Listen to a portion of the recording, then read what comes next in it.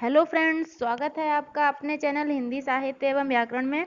मित्रों, जैसा कि आप सबको विदित है कि यहाँ पे इस चैनल के माध्यम से हम नेट जेआरएफ 2020 की तैयारी कर रहे हैं। इसके साथ ही साथ जो है टीजीटी, पीजीटी, एनवीएस, केवीएस के एग्जाम्स में जो हिंदी विषय से संबंधित प्रश्न पूछे जाते हैं उन प्रश्नों को जो है यहाँ पे हल कराने का प्रयास किया जा रहा है। मित्रों, तो आप जो है हमारा सहयोग देते रहिए, ठीक है। तो इस सीरीज में जो है हम आपको आदिकाल के सारे प्रश्न दे चुके हैं, लगभग सभी प्रश्न दे चुके हैं। तो उसमें जो है आप हमारे, अगर आप देखना चाहते हैं उन उन वीडियोस को, तो आप क्या करें, आप हमारे वीडियो के लिंक पे जाके वो जो है देख सकते हैं। ठीक है मित्रों, आइए। तो इस जो हमारा ये वीडियो है, इसमें भक्ति काल के कुछ प्रश्नों को लेके हम उपस्थित हुए हैं। जिन प्रश्नों के माध्यम से जो प्रश्न आगे आने वाले हिंदी के सभी प्रतियोगी परीक्षाओं में आ सकते हैं, ये ऐसे प्रश्न होंगे। और इन प्रश्नों में हम चारों विकल्प की जो है इन चारों विकल्प के माध्यम से और भी आपको बहुत सारे फैक्ट बताने का प्रयास करेंगे। हमेशा की तरह आपको पता है कि हम हमेशा ऐसे ही प्रश्न लाते हैं जिनमें विकल्प भी दिए होते हैं, और जो है उन विकल्प के माध्यम से हम पूरे टॉपिक को कवर करने का प्रयास करते हैं। मित्रों, आइए ज़्यादा बातें ना करते हुए हम वीडियो की शुरुआत करते हैं। ठीक है। इस वीडियो का पहला प्रश्न है मित्रों, संत काव्यधारा के प्रथम कवि कबीरदास को किसने माना है? संत काव्यधारा है मित्रों, इसमें जो है इस काव्यधारा का प्रथम कवि कबीरदास को किसने माना है? ठीक है मित्रों, तो हम आपको बता दें कि आचार्य रामचंद्र शुक्ल ने माना है, या फिर हजारी प्रसाद द्विवेदी ने माना है, उपर्युक्त दोनों ने माना है, या गणपति चंद्र गुप्त ने माना है। ठीक है। तो कबीरदास को जो माना है, रामचंद्र शुक्ल ने भी माना है और हजारी प्रसाद द्विवेदी ने भी माना है। इन्होंने कहा है कि संत काव्यधारा के जो प्रथम कवि हैं वो कौन है? कबीरदास हैं। तो इसका सही आंसर होगा उपयुक्त दोनों। लेकिन बात यहाँ पे करते हैं गणपति चंद्र गुप्त की। गणपति चंद्र गुप्त ने जो है संत काव्यधारा का प्रथम कवि किसे स्वीकार किया है? तो मित्रों, हम आपको बता दें कि यहाँ इन्होंने किया है नामदेव को। ठीक है, नामदेव को। ये नामदेव कौन थे मित्र? ये नामदेव जो थे ये महाराष्ट्र के रहने वाले थे। ठीक है, दर्जी जो इनकी जाति का नाम था। ठीक है। और इनका जो है इनका जन्म जन्म महाराष्ट्र में हुआ था, हम आपको बता ही चुके हैं। ठीक है। और इनके गुरु का नाम था विसोबा खेचर। ठीक है, क्या नाम था? विसोबा खेचर। ठीक है, तो ये इनके गुरु का नाम अक्सर पूछ दिया जाता है, तो आपको याद रखना है। ठीक है। और ये संत काव्यधारा के प्रथम कवि इन्होंने एक तो माना गणपति चंद्र गुप्त ने नामदेव को माना, और नामदेव को माना है राम कुमार वर्मा ने। तो हमें ये भी याद कर लेना है, किसने माना है मित्रों? राम कुमार वर्मा ने भी संत काव्यधारा का प्रथम कवि नामदेव को स्वीकार किया है। ठीक है, आइए वीडियो की दूसरा प्रश्न देख लेते हैं। निर्गुण निर्गुण धारा के ज्ञानाश्रयी शाखा को, ये जो धारा है निर्गुण धारा के ज्ञानाश्रयी शाखा को संत काव्य किसने कहा? क्या कहा? संत काव्य। ठीक है, कोई ज्ञानाश्रयी शाखा ही कहता है, कोई संत काव्य कहता है। ठीक है, तो किसने कहा है? जो है संत काव्य कहा है मित्रों राम कुमार वर्मा ने। किसने कहा है? राम कुमार वर्मा ने कहा है। ठीक है, हमें याद ही रखना है। ठीक है, परशुराम चतुर्वेदी ने भी कहा है। क्या कहा है? संत काव्य। ठीक है, और इसके बाद मिस्टेक हो गई मित्रों, देख लीजिए, निर्गुण धारा के ज्ञानाश्रय शाखा को संत काव्य किसने नहीं कहा है?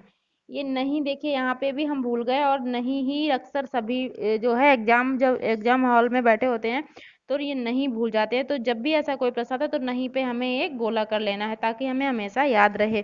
तो ये जो प्रश्न बनेगा, किसने नहीं कहा है? तो परशुराम ने कहा ही है, राम कुमार वर्मा ने भी कहा है। ठीक है, गणपति चंद्र गुप्त ने भी कहा है। ठीक है, गणपति चंद्र गुप्त ने भी कहा है। क्या कहा है? संत काव्य। अब कौन बचा, किसने नहीं कहा है? तो इसका आंसर सही है रामचंद्र शुक्ल। रामचंद्र शुक्ल ने नहीं कहा है। इन्होंने, अब रामचंद्र शुक्ल ने कहा क्या है? रामचंद्र शुक्ल ने कहा है ज्ञानाश्रयी शाखा। ठीक है, रामचंद्र शुक्ल ने कहा है संत काव्यधारा को ज्ञानाश्रयी शाखा। ठीक है, इन्होंने भी नहीं कहा है। तो ये वाले दोनों विकल्प यहाँ पे सही है मित्रों, आपको याद रखना है। ठीक है, आप आप जो हमारा क्वेश्चन दिया इस पे मत जाइए, आप ये जो हमने विस्तार से इसे जो बताने का प्रयास कर रहे हैं आप इसे समझिए, ठीक है। देखिए इन तीनों लोगों ने तो संत काव्य ही कहा है, ठीक है।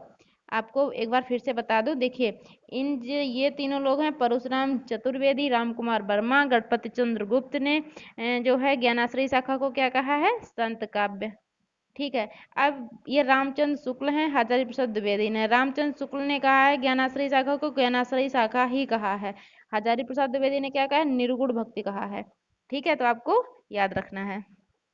आइए आगे बढ़ते हैं। वारकरी संप्रदाय के प्रथम उन्नायक कौन है, ठीक है। वारकरी संप्रदाय के प्रथम उन्नायक कौन है मित्रों, यहाँ पे ये लिखा है प्रथम उन्नायक, ठीक है, प्रथम। तो प्रथम उन्नायक की बात की जाएगी तो यहाँ पे आएंगे संत ज्ञानेश्वर, ठीक है। ये ऐतिहासिक हैं, ऐतिहासिक उन्नायक हैं संत ज्ञानेश्वर। लेकिन अगर यहाँ पे वारकरी संप्रदाय के प्रवर्तक की बात कही जाएगी, प्रवर्तक, ठीक है, प्रवर्तक की बात कही जाएगी तो यहाँ पे कौन आएगा, संत पुंडलिक आएंगे, ठीक है।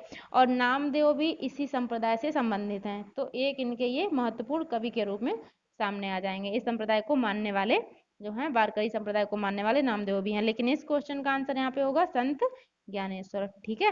आइए आगे बढ़ते हैं, क्वेश्चन नंबर 3, ठीक है। आगे बढ़ते हैं मित्रों, देखिए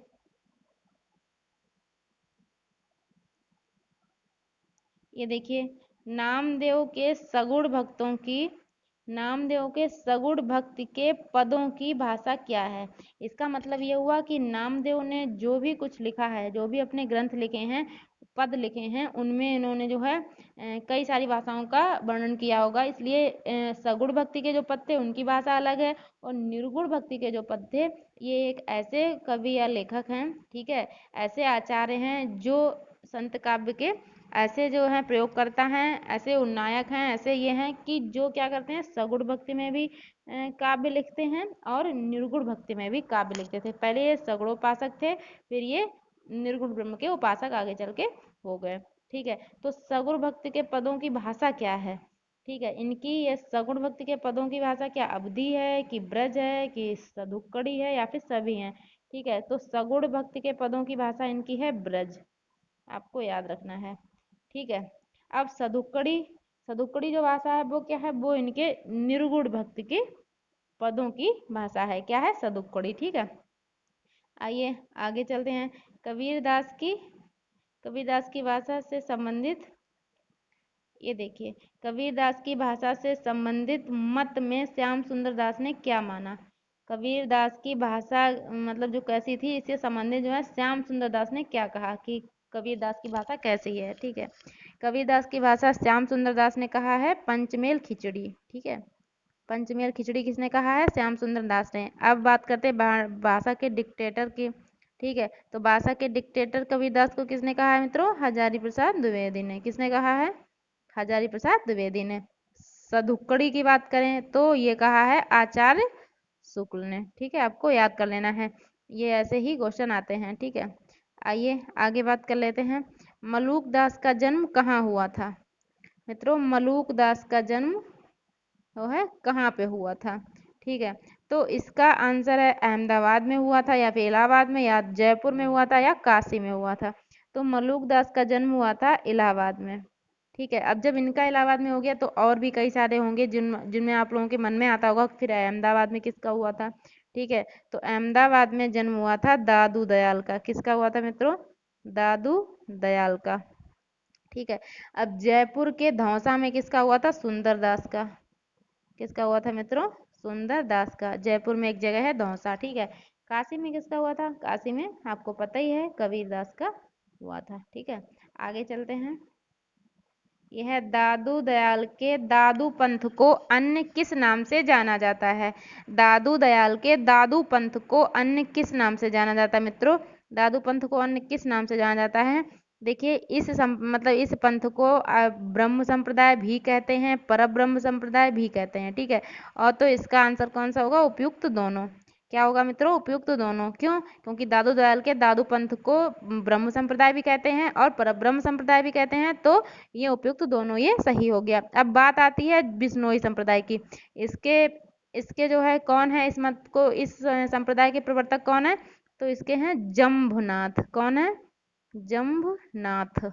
ये भी जो है संत ही हैं। ठीक है, आइए आगे बात करते हैं। ये देखिए, आपको ये बहुत ध्यान देना है मित्रों, ये प्रश्न बहुत ही इम्पोर्टेंट है और आपके आने वाले एग्जाम्स में जो है इस तरीके के प्रश्न ही देखने को मिलते हैं। ठीक है, कबीर दास की शब्द की भाषा क्या है? कबीर दास ने एक ग्रंथ लिखा जिसका नाम बीजक है। बीजक है, इसमें 3 जो इसके भाग किए गए हैं, एक है साखी, दूसरा है शब्द, तीसरा है मित्रों रामायणी। आपको पता होगा। ठीक है, तो इसमें पूछा है कि शब्द की भाषा क्या है। अब शब्द की भाषा है मित्रों, देख लीजिए, शब्द की भाषा वैसे तो ज्यादातर सबको लग रहा होगा कि सदुक्कड़ी है, क्योंकि कबीरदास के जो भी हैं, जो भी लिखा है तो इसी भाषा में लिखा, लेकिन ये जो शब्द है इसकी भाषा है ब्रज या पूर्वी बोली। आपको याद रखना है, ब्रज या पूर्वी बोली है। ठीक है, साखी की भाषा ये सदुक्कड़ी है। ठीक है, शब्द और रामायणी की भाषा ब्रज या पूर्वी बोली ही है। ठीक है, आपको याद कर लेना है। आगे बात करते हैं। कबीर ग्रंथावली। कबीर ग्रंथावली एक आलोचनात्मक कृति है। ठीक है, या कह लें समीक्षात्मक कृति है। इसके संपादक कौन है? ठीक है, कबीर ग्रंथावली के संपादक कौन है मित्रों? आइए देख लेते हैं। कबीर ग्रंथावली के संपादक हैं श्याम सुंदर दास हैं, कि धर्मवीर भारती हैं, कि हजारी प्रसाद द्विवेदी हैं, या फिर अयोध्या सिंह उपाध्याय हरिऔध हैं। ठीक है, तो इस कबीर ग्रंथावली के संपादक है मित्रों श्याम सुंदर दास, आपको याद रखना है।